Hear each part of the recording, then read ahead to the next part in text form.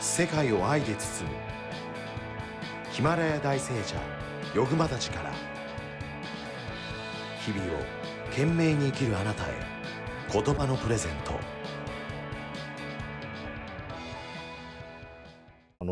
私もそうなんですけど、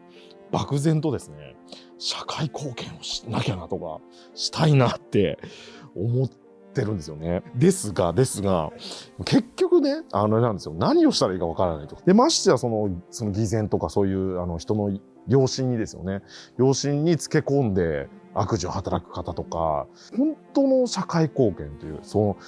ヒマラヤ大聖者から見たですね、社会貢献っていうのはどういうことを言うのかなとちょっと思っておりまして。もちろん助け合ってね行くっていうことがね、困ってる人に手を差し伸べるとかね、災害の時に手伝いに行く方もいらっしゃいますけれどね、なんか体力がないと足でも後になったりすることもあるかもしれないので、そこでの人間関係とかね、なんかストレスになったりね、頑張りすぎて体がね壊れちゃうってこともあるかもしれないしね。もちろん大勢の人とね、知らない人と出会ってね、そういろいろな刺激を受けてね、成長していく機会だと思うんですね。すごくいい心がけで、そうやって学生時代などまだね仕事がない時とかそういう体験なんかなさるとね、すごく後々いいんじゃないかなって思いますね。私のところでもね、真のボランティアっていうのをね、皆さんが内側の私たちが内側を整えることでね、平和運動っていうか、平和運動でも外の平和運動とか中の平和運動ということでね、私たち波動でできてるんですね。全部細かく分けていくと最後ね、バイブレーションになるんですね。だから体っていう肉体があるんですけれども、心は見えないですからね。心なんか維心伝心って言って何か伝わるみたいなエネルギーなんですね。だからそれが本当に純粋なエネルギーになっていくと、皆さんを癒す力になったりね、平和になっていく。だから瞑想をしてね、そして世の中がすごく波動がね整ってね、それで犯罪が少なくなったりとか、そういうデータもありね、やはり瞑想者が多いと、うちの会でもみんな会社がね荒れてたのが静かになってね、平和になるとか、うちの生徒さんがねそこにいて瞑想してるのでね、会社が今までギクシャクしていたのがね、すごく平和になってね、ですごく環境が変わったとかね。で病院なんだよ。でもみんな病気がどんどん良くなったとか。でお医者さんもいらして修行するとね、で患者さんの病気が良くなったとか、で薬も使わないで良くなっちゃうとか言ってましたから。そういう波動を出せる人もあるという。そういう私につながってね、みんなお裾分けいただいて、どんどんそういい波動をね広げていく。その内側の修行とね、それから外もやっぱりみんな親切にするとかね、やはり愛を出してね、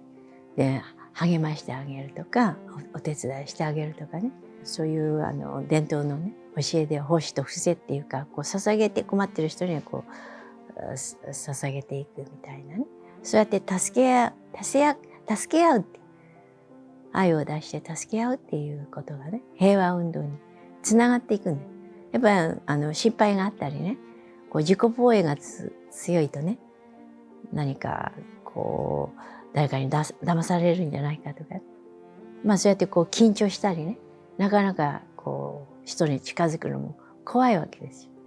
だからもっともっと大いなる存在に守られているね、そういう自分の心の不安とかそういうのも消えて、自分がいいものを出していくといいものが返ってくるんです。心配出すとそういう低いエネルギーを出すと、そういうようなね騙されちゃうとか、いろいろ悪いヘビーなエネルギーが寄ってくる。自分がヘビーなものを疑いを出したりね。だから自分が変わっていくといいものが出てくる。だからそういう修行をしてみんなに親切にしていくとね、外側のね行為を通して世の中がこう平和になっていくのかな。お互いに助け合って信頼し合ってこう調和する世の中になっていく。で行動がねこうみんなほらセルフィッシュな行動からねもっとこう本質につながっていいものを出していくと相手を励ましたりね親切にしたりね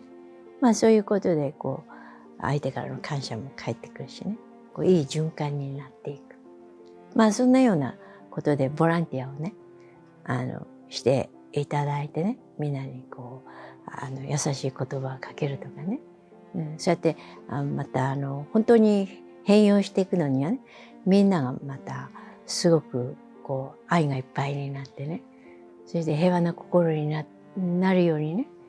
そういう瞑想しませんかっていうことでねみんながほらこう苦しんでいるところからね苦しみを取り除く道なんですよ真理への道っていうのは。みんなねやはりお金の不安があったりね経済の不安があったりね病気になるんじゃないかとかね人生苦しいことが多いわけですよ。だからもちろん楽しいこともあるんですけれどねだからもっとこう私たちはねもともとこう完全な人間であってね満たされているっていうねそういうことを思い出していただいてね、苦しみばっかこう探し歩くんじゃなくてねやっぱり生かされているもう本当にね私は小さい時にねその時はねちょっと日曜学校とかって行ってたことがあったんですよ。それではなんかね空の鳥は小さくてもお恵みなさる神様とかそういう歌があってほいで鳥が小さくても悩まなくても生きていかれるってで人間はねそうやたら悩んでどうしようどうしようってその自然に恵みをいただいている。人間はこう、もちろん耕したりしてこう食べたりねだけどどんどんいろいろ便利なものがあってね心配が増えてきてねだけど私たちが本質につながるとそんなような心境になるんですよ。周りの人が助けてくれるし、で自分も助ける。だからエネルギーが変わってくるとねもうまるっきりこうすごくね幸せになる、だから何の心配もなくね生きられる才能がどんどん開けていくわけですよ。直感が目覚めてね何をしたらいいかっていうのが分かる。でしっかりとその今与えられたことをやったらね結果が出てみんなに喜ばれてねで収入も増えるしねだからみんな心配でねで疑いでねそれでこう自分も疲弊しちゃうしね力が出てこない悪循環になる。